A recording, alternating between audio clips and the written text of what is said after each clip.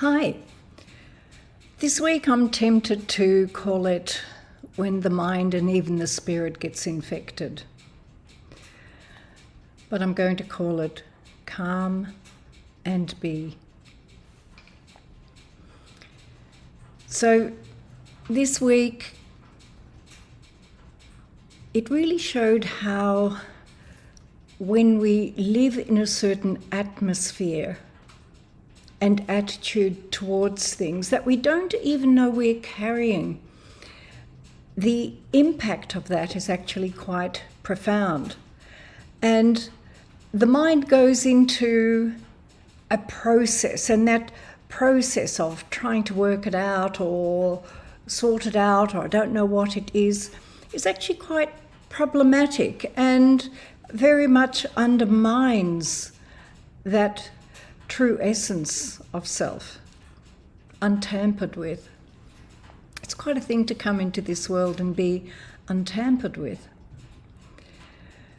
So what showed up in this being who I was seeing, who's an octogenarian, and going on to 40 years. It's a long time to be with someone on a journey, and what a privilege.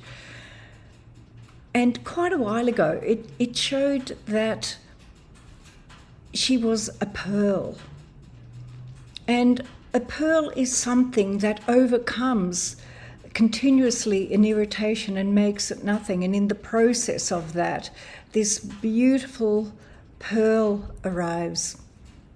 And there's no doubt this being is a pearl. And she, with all the adversities that have happened in life, she meets it with next, whether it is for her community, her children, her friends. There's always this energy of, I'll do that, and literally make it nothing. In fact, the early sessions that were held 30 years ago, say, were all about this capacity to actually stop and come from a wanting to, rather than this wheel of just doing it because it was there. And that was achieved along the way. But now it was more with being the pearl, which in fact got upgraded to a diamond. It was like, it's a diamond now, not a pearl, but the beauty of the diamond is not the diamond, the value of the diamond, whatever. It was more to do with the clarity of this diamond that can shine the light through because of her capacity to come from that place of nothing. That day, the plan was to and she had already cooked, and to continue to cook in gratitude for something that someone had done, for knowing somebody really enjoys these, so I'll do that, and they're coming over later. This just bubbling into a capacity of joy and the nothingness of it. So the diamond appeared.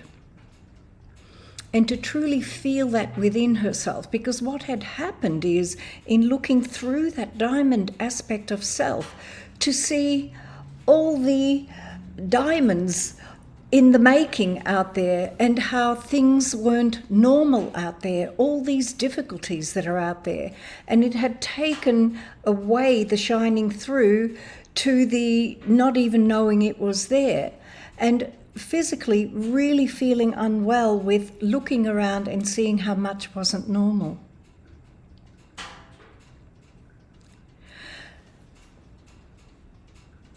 The infected mind then went to this layering of, whether it is the layering of timelines or the layering of many lives lived, and seeing and coming here is go, God, it's shit. But having taught and written a course in nutrition, it's in the large intestine where there are literally gems and gold, and like sifting through sand, you have to sift through the sand to get to the gold. And life is pretty much like that. Sure, there's a heap there, but there are hidden gems and gold in the staying with it. But if this process of over and over and over and over, and all you can see is the sand, after a while, it becomes disillusioned, and it had infected the spirit. So there was this undercurrent, and even though life had gone to a freedom and a way of truly feeling a sense of sovereignty, this underlying current was there. So it was just wonderful to reframe and see that there's gems and gold in all that we meet and that we come across, and to really lift that away and be relaxed in how amazing this place can be. And that was followed by someone who couldn't get over the fact that she was feeling guilty, like, you know, what is this with this low self-esteem and this guilt, and what is that feeling? Because there was no reason for it to be there, and she herself knew there was no reason for it to be there. So it was like, wow, let's see what it is. And what we saw was this energy that, and it's not uncommon, and I find this energy even in the young inspired beings that are in the world with us. And it's this feeling of, it was like she was screaming beyond the veil, when is it going to end? When is it going to end? And the reply came back, you're eternal.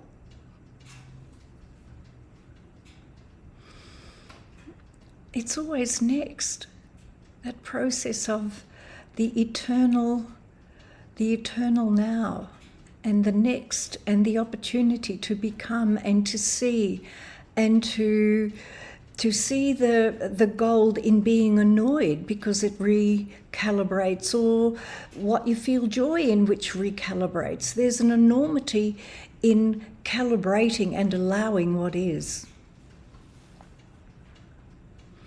And there was peace in that. There was peace in that.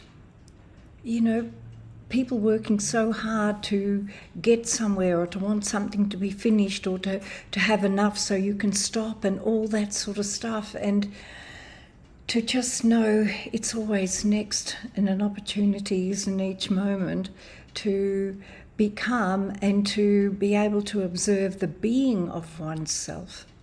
What is the being that is happening here?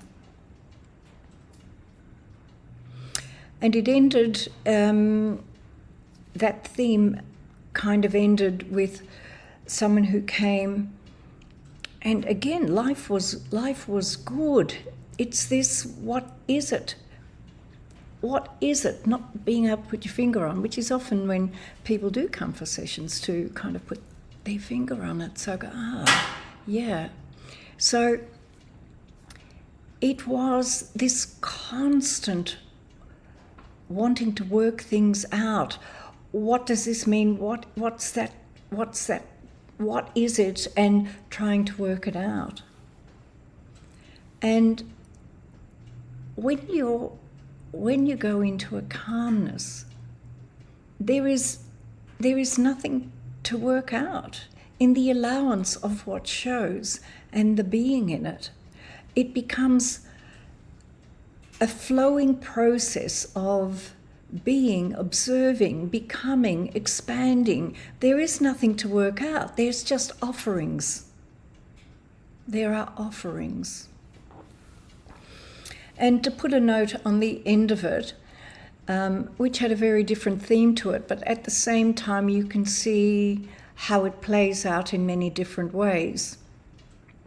When someone has experienced trauma, and at some point we all have trauma in one way or another, but when it's quite severe trauma and suppressed to begin with, what tends to happen is, not for everybody, but what can happen is it goes to a spiritual realm where you just end up in a world where you have this capacity to just make everything okay. And in doing that, you're in this process of dealing with trauma in the world and being the one that holds it and makes it okay. And when this trauma was seen and worked with and dealt with several modalities, what had happened is that he had embodied himself more. It wasn't the spirituality holding it. I mean, we're all spiritual. You don't have to do anything, you are, or you wouldn't be here. It's about embodying, bringing it in and seeing how you respond and discover yourself along the way. And what had happened was that embodying more, the feeling in the body was becoming more aware of what felt normal or not normal, and having a whole new process arrive that was more sensitive to what was normal for this individual and what wasn't anymore, which is quite a thing to address in life, because it's like being born again and seeing yourself afresh with new eyes, and then moving forward with that and addressing things as you come along.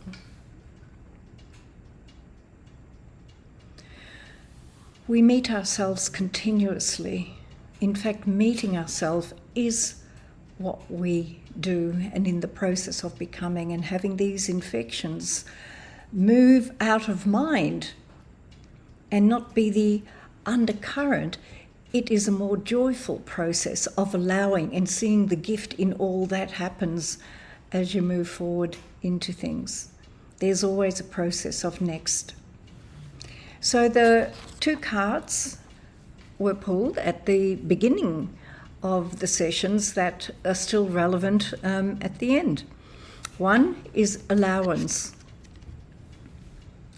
Allowance, non-judgment, and unconditional love, they go in hand in hand. When you find yourself criticizing others, look at what you are not allowing in them and in yourself.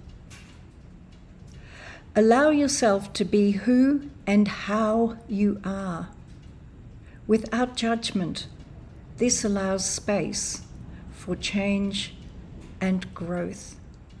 I would say becoming. Allowance is the well-worn, well-loved, worthwhile pathway to peace. Travel it. And now that went in hand with it, live now, be now, acknowledge now. Now is the only time you need to consider. Unchain yourself from the past, unravel yourself from the future. You are here in the now. Enjoy it. Is there something to be done? Stop dreaming and do it now. Lots of love. Catch you next week.